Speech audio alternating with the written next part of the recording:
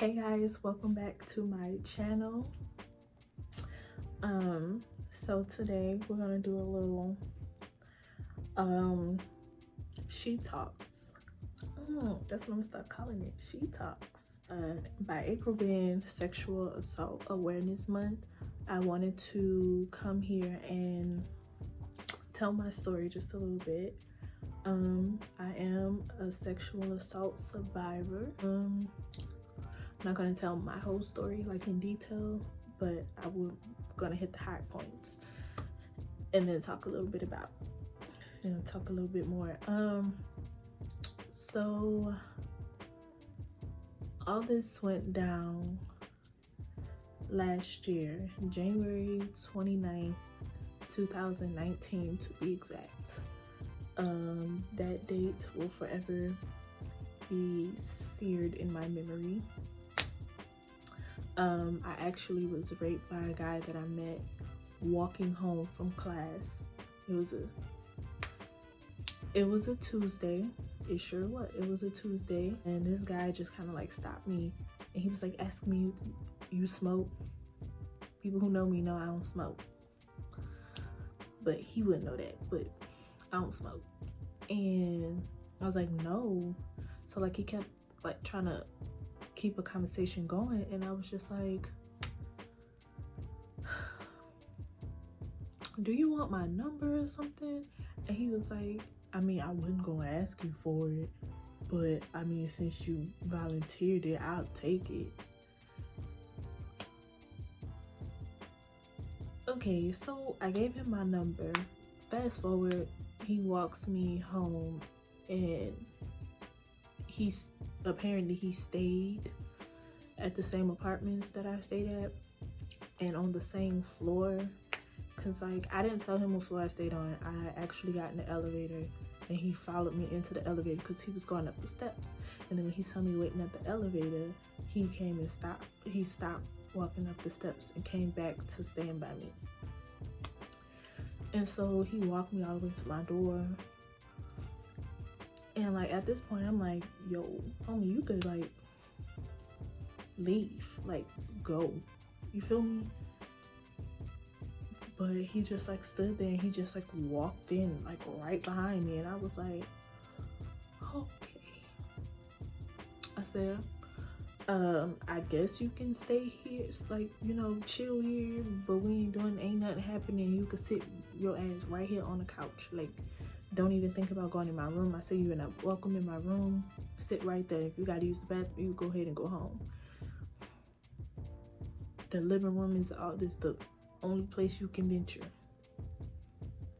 And so I ended up like making lunch or whatever, and I was just doing like the usual things that I usually do. Like when I get home from class, I usually eat,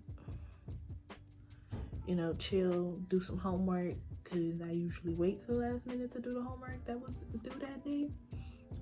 He asked if it was okay to hug me, and I said, yeah. And he was like, "Is it okay that I kiss you right here?" Talking about my neck. Okay, sorry about that. We're back. I like being stupid. He's already broke. Act right, please.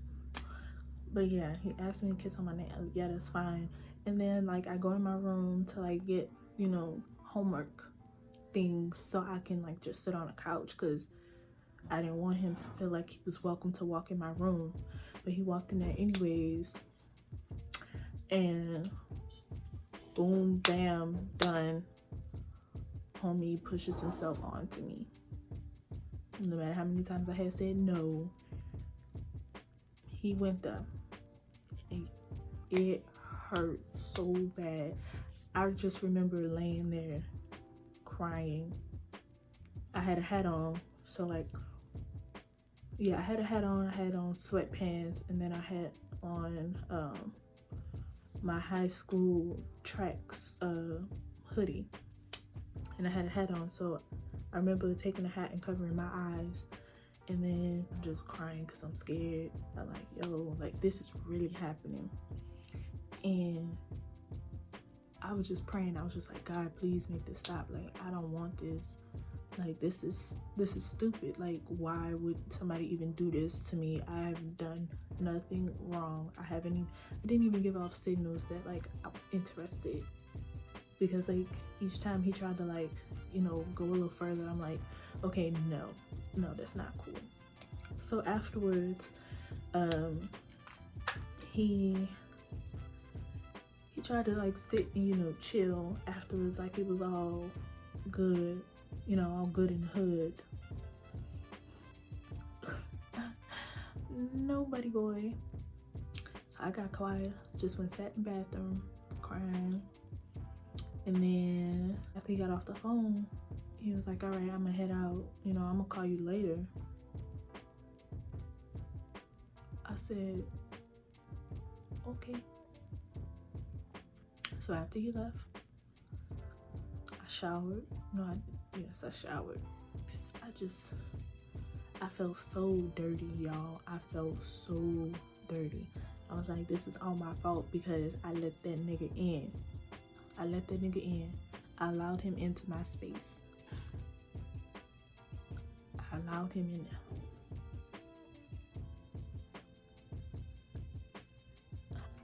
So I started doing my homework, and this girl that I met, that I was talking to outside of the group chat, we had gotten pretty close. I texted her and I was like,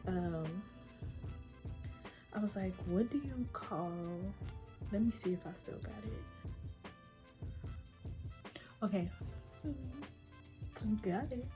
Okay, so what I said to her exactly was, what do you call it if you met a guy and y'all were hanging out at your place, just talking, and he tried to have sex with you, but you was laughing and he pull your pants down. You said no, but was laughing, and he pulled his pants down and he shoves his dick in, and you begging him to stop and it hurts, but he keeps going, and you let him, and you're crying, praying for it to be over. That's exactly what I said. And she was like, that's rape. So I just wanted to make sure. So we continued talking about it. She was telling me to like explain to her like what happened exactly, and asked me if I told anybody else, and I was like, this literally just happened like 10 minutes ago. I was scared to call my mama. I didn't even know how to explain it to her. I didn't. And so as I'm texting her, he FaceTimes me. And he was like, I remember just having like my phone like sitting on the couch away from me, so he wouldn't like get a glimpse of me, because like my eyes were red and puffy. And he was like, yeah, what you doing? So I'm doing homework. So he's like trying to have this conversation with me. Then he gets mad when I am not excited to talk to him. He was like, yo, like, you got an attitude, you tripping right now, so I'm gonna have to call you later.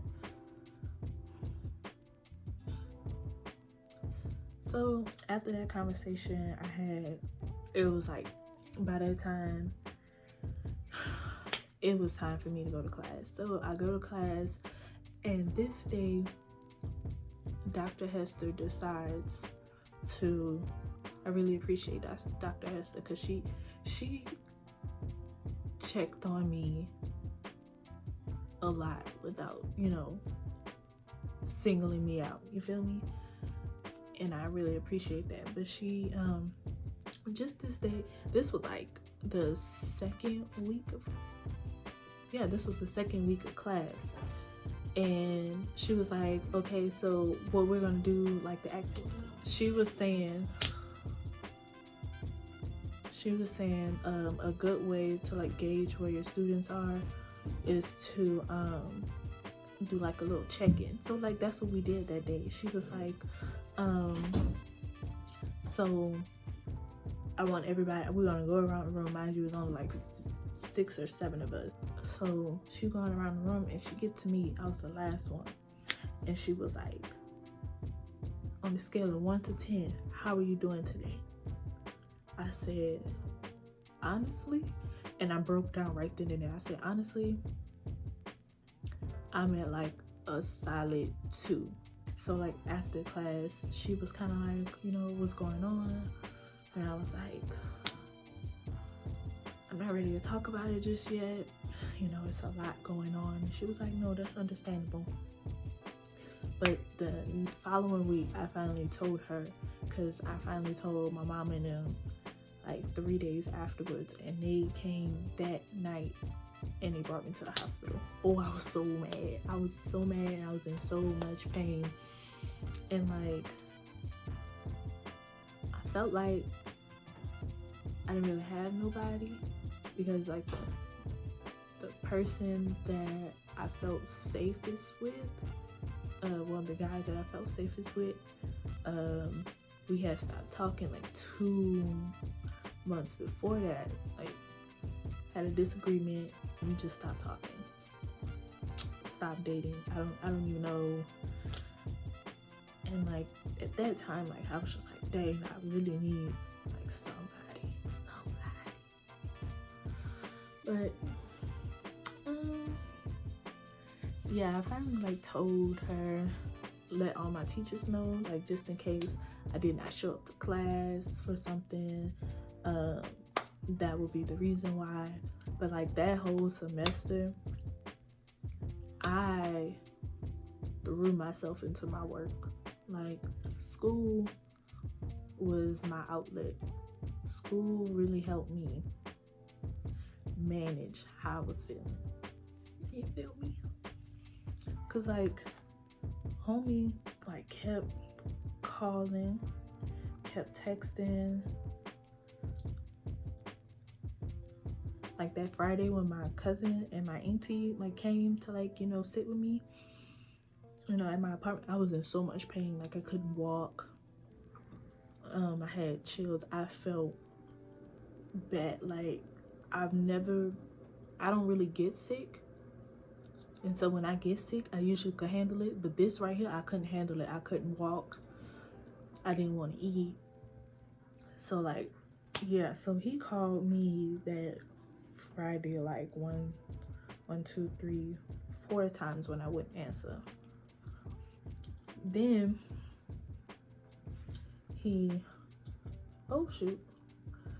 then he proceeds to text me. When I wouldn't respond, he good morning, the eye emoji. Then, oh, this the one that killed me. Text me, said, you wrong, you fucked me, and don't hit me no more. And so my cousin took my phone and she responded. She said, please don't try to contact me anymore. He said, why? And then he said, what the fuck did I do? And he proceeded to call me again. 1, 2, 3. 3 more times. Yep. Then I blocked him. So I don't know how many other times he tried to call. But yeah, sorry, I'm chewing this gum, helping me calm my nerves. But yeah, like I felt ashamed. It was crazy because I've never like experienced like depression or like feeling sad until that brought me to like a low. And then like I finally had got a job like a few months later. I ain't gonna lie, I was like afterwards I was having sex before. I ain't gonna lie. I'm gonna have to be honest right there. But like after that, it wasn't like me having sex for pleasure per se. It was more like I need to get this power that he took from me. You feel me? Like, he took something from me and I want it back. Like, I want it back. Yo, I don't even know if I could put into words like how exactly I felt during this time. Like, I cried many a days. I did. Never had thoughts of suicide, thank God.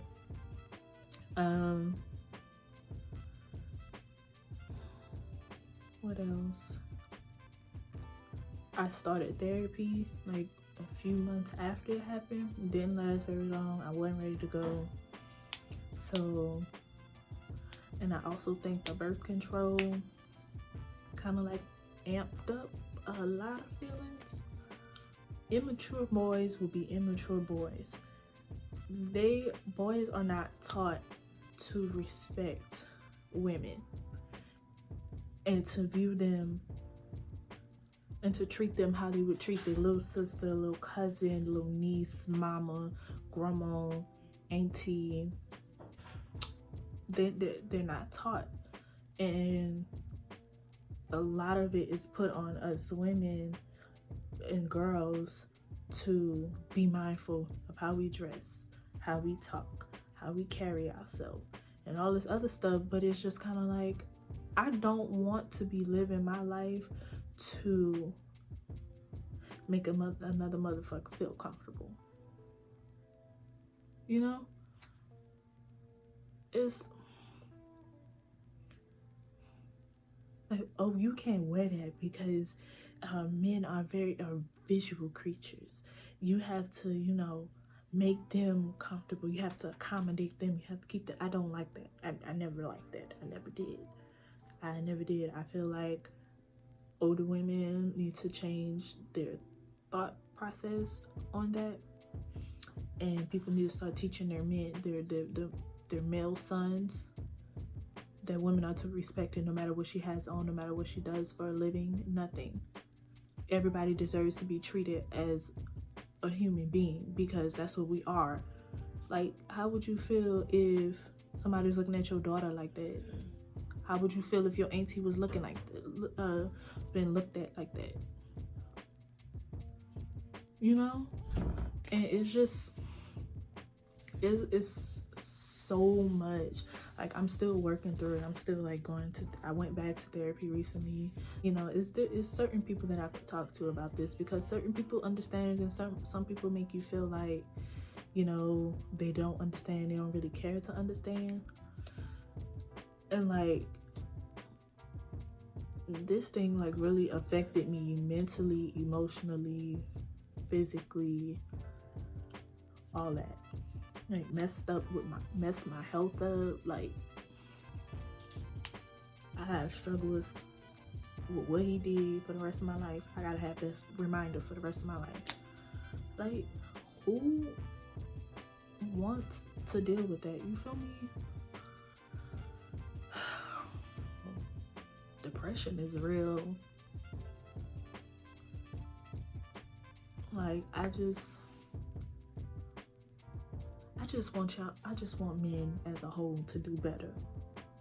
Like, women should not have to alter their lifestyles and the way that they move and do things just so they can feel safe. Like, why are we being overly sexualized? Like, why are the little baby girls being sexualized? Like,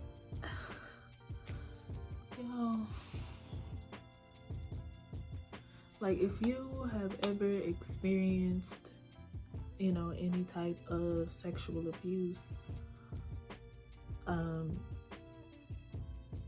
I feel exactly where you're coming from. I really do.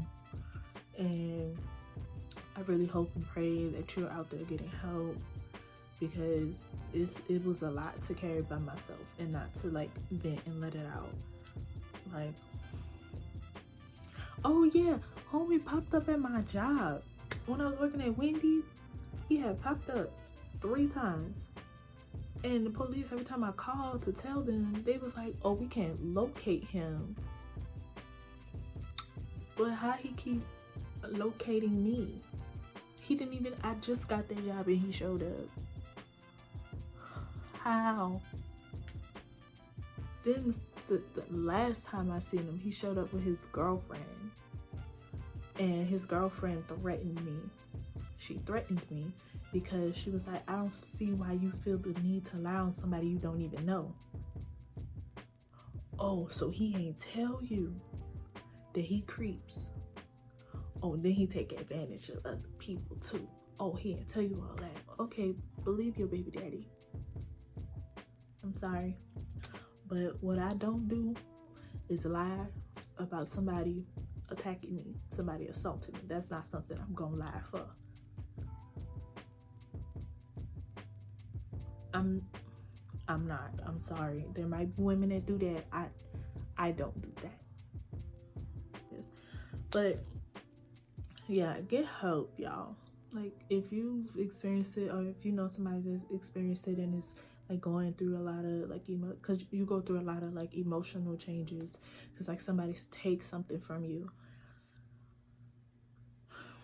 I just pray and hope that like I can get to the end of this, tunnel, this little phase, that I can actually, for real heal from it and like on to the next thing. Because like this, like just the other night, I felt myself spiraling. I didn't want to call nobody to get on their nerves, so I just kind of like laid there and just fought it myself. Like, it's a lot. It's really a lot. And it's helpful to know people who have experienced the same thing as you. Then you can feel like you're not alone, because I felt like I was by myself for the longest time until like I had conversations with people that I'm really close to, and they explained to me that it happened to them too. So I don't feel like I'm alone, and like I no longer feel like it's my fault, and it will never be your fault. Always remember, it will never be your fault. It's always that motherfucker fault who took something from you, who thought it was okay to go ahead and force himself on you. That's not cool. It's not cool. And I will be happy if that nigga can serve 25 to life, because I don't ever want him to be out and do this to somebody ever in life again. Because I spent way too many months looking over my shoulder.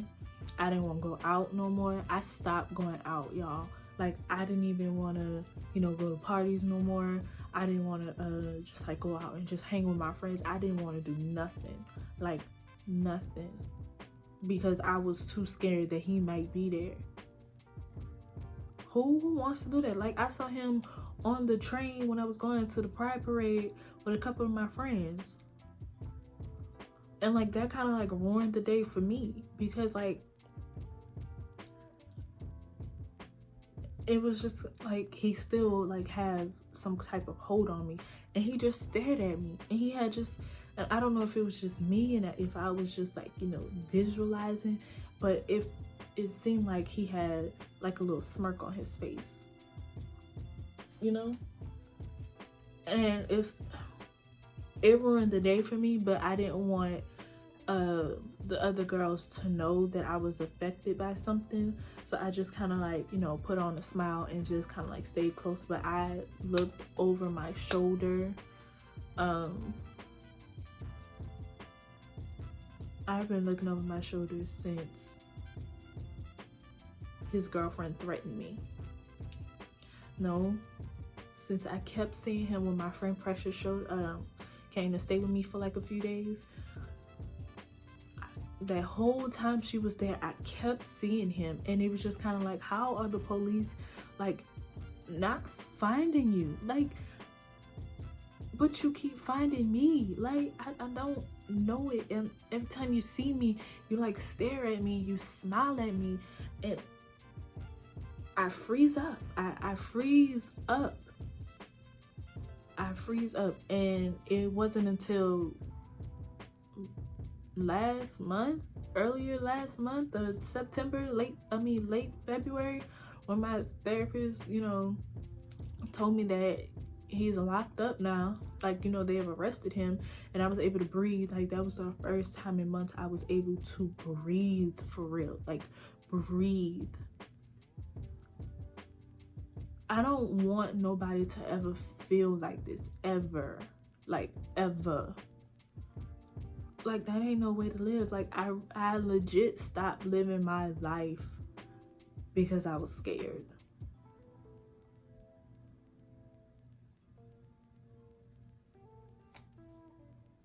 And I just felt like my friends who were at TSU just wouldn't understand until I found a group of girls, the organization that I'm a part of now, Big Sister Little Sister mentoring program, where it was girls that I connected with at the sister circle who went through the exact same thing as me. The exact same thing. Just different situations, you feel me? And so, like, that was my safe haven. Like, I joined that org in like February. Yep, Sister Circle was like in February, and I've been with them since then. Like, I don't even know how I found them, but I'm gonna say God sent them, put me in the right place at the right time. I don't even know how I stumbled upon them. I can't even tell you like how because I wasn't trying to be involved on campus. Like, I tried it when I transferred to TSU, my first semester there, did not like it. Like, people are so clicked up there, but that's another story. But yeah, people clicked up there, and it was just like, I don't want to be a part of something that I feel like I have to, you know, keep kissing ass to be a part of. Like, that's not what I do. I'm not going to please you. I've come to the point in my life, like, also this situation helped me find myself. I realized there's a whole lot of stuff I will not take, I won't take, I refuse to take. I'm not kissing your ass no more. I'm going to do what makes me happy. I'm not going to, you know, because you're uncomfortable with what I'm doing with my life. You're uncomfortable with what I believe in. You're uncomfortable with how I move. I'm no longer doing that. Like, I'm speaking up for myself more. But yeah, there's a whole lot of things that I will not take from nobody. I refuse, because I fell silent for too long. I did. And if people think that I'm being too much, I'm being overly dramatic, like when I'm expressing myself, or like I'm telling you like how you made me feel, then I know that you're no good for me.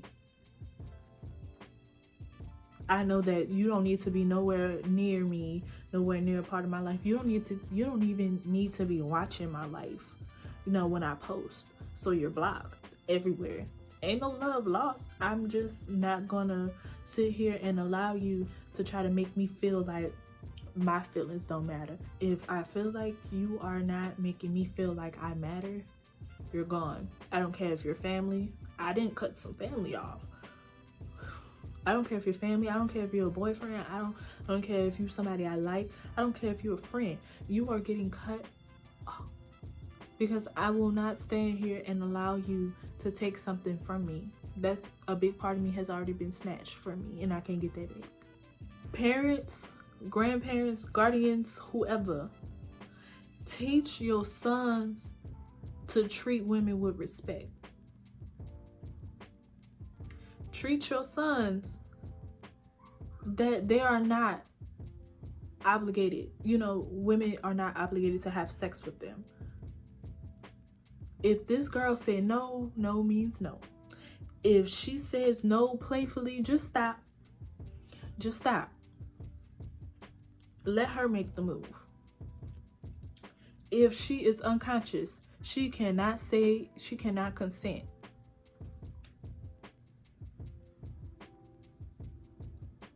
That is just that. On that. Like, y'all have got to do better. And if you know your friend is doing some shit like that, and you just sitting around and letting it happen, you a part of the problem too. You need to be calling out your friends, because you ain't really friends with that nigga if you allowing him to do what he do to girls. Talking to women all types of crazy because they rejected him. Check that. Don't take that as a challenge. Ooh, she feisty. No, she might not even like you, my nigga. Like, dang. Check your friends. And you need to check yourself. And if a girl, if she even looks uncomfortable, I feel like y'all just need to sit back and pause and be like, hey, are you comfortable with this? And she's allowed to say no, even if things had got started and got heated. She's allowed to say no. She is. Because she's allowed to say no. There's no reason. If she says no, she says no. And the same thing with women. If a man say no, he say no. Leave him be. If you go and have sex, start carrying around consent forms. That way, if something go down, you have a form. But no, if that woman says no, that man says no while y'all in the middle of it, it says stop. Stop it.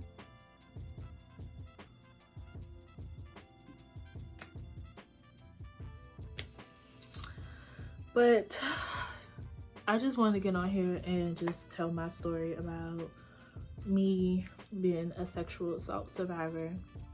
I didn't want to give too many details because that's my business. But just wanted to just get on here and let y'all know that you can survive this. Like, find a healthy outlet, but also talk to somebody, you know, somebody who's licensed, who can help you, walk you through it, because there's only so much a friend can tell you. There's only so much a parent can tell you, a pastor, a youth leader, a mentor. There's only so much they can tell you. You need to talk to somebody who's licensed, who knows the proper channels to go through to help you. But yeah, that's my time for today, y'all. If I keep going, I'm gonna keep talking. So just remember, I love y'all, and always remember that always remember that beauty comes with strength, dignity, and courage. And I will see y'all next time. Bye.